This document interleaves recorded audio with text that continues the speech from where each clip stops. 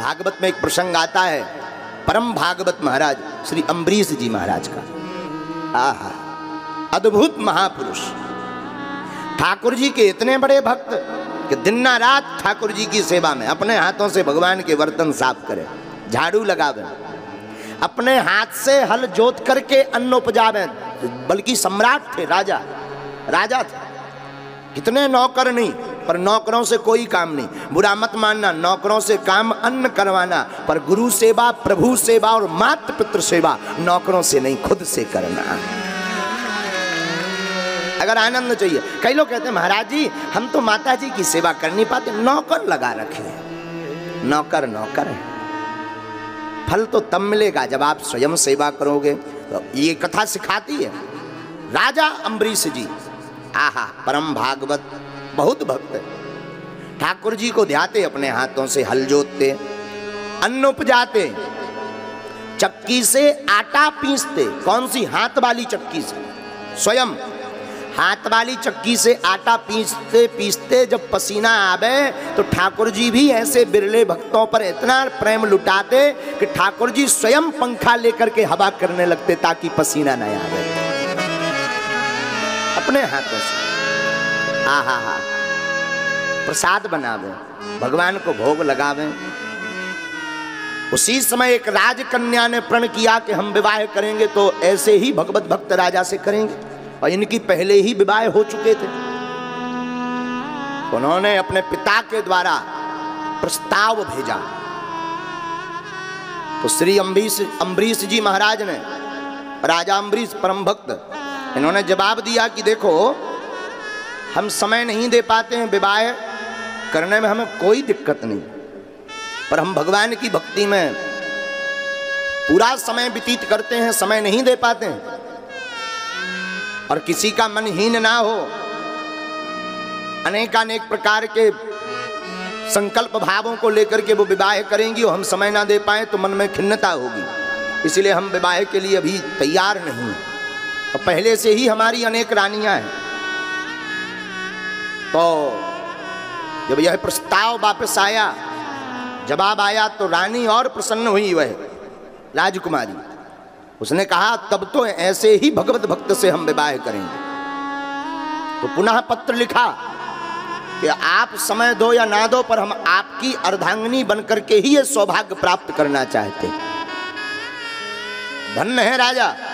राजा ने कहा इतना भी टाइम नहीं हमारे पास कि हम विवाह करने आ जाएं, हम खड़ग भेज देते हैं, वो हमारा ही रूप मानकर उससे आप विवाह करो, खड़ग से। और राजा अम्बरीश ने अपनी खड़ग भेजी और रानी ने उसके साथ पाणी ग्रहण संस्कार संपूर्ण किया। और अनेक वर्षों तक राजा से नहीं मिली, विदा होकर के पिता के घर पर आ गई, पिता के घर से आ गई पति के घर। कई साल बीत गए, एक भी दिन में शिष्टाचार भेंट तक नहीं हुई।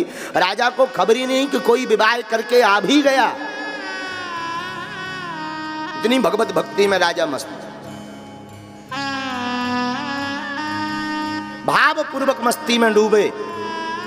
एक दिन राजा आश्चर्यचकित होकर के देखते कि कोई रात्रि काल में आकर भगवान के वर्तन आदि को खूब शुद्ध भाव से, पवित्र भाव से साफ करके रख जाता है। खबर नहीं है कौन है, यहां तो आना सबका निषेध है। अनेक रानियां थीं राजा की, बाकी रानियां सब राजभोग भोगती रहती थीं भवन में, और वही छोटी राजकुमारी, जो छोटी पत्नी, सबसे नया नया विवाह भया था, वो राजा के धर्म कर्म में इतनी आसक्त थी कि वो रात्रि में जाकर के पूजा मंदिर में जाकर ठाकुर की सेवा करती थीं, साफ सफाई शुद्ध रखती।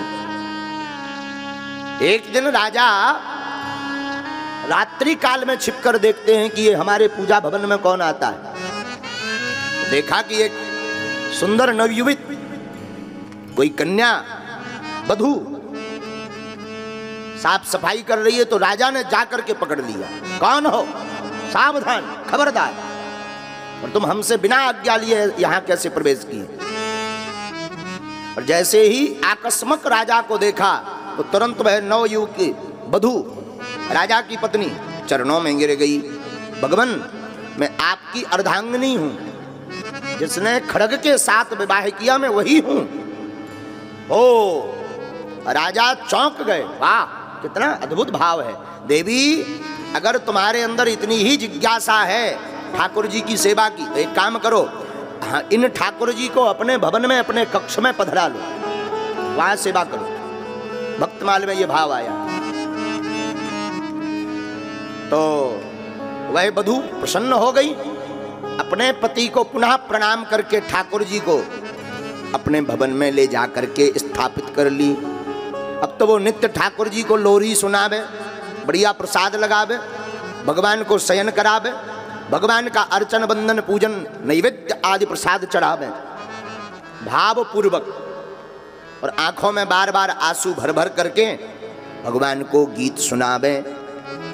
एक दिन राजा आकस्मक ऐसे ही विचरण कर रहे थे तो प्रातः काल वही छोटी वधू के भवन में, चूंकि भाव में तो वो चढ़ गई थी, कक्ष में पहुंची।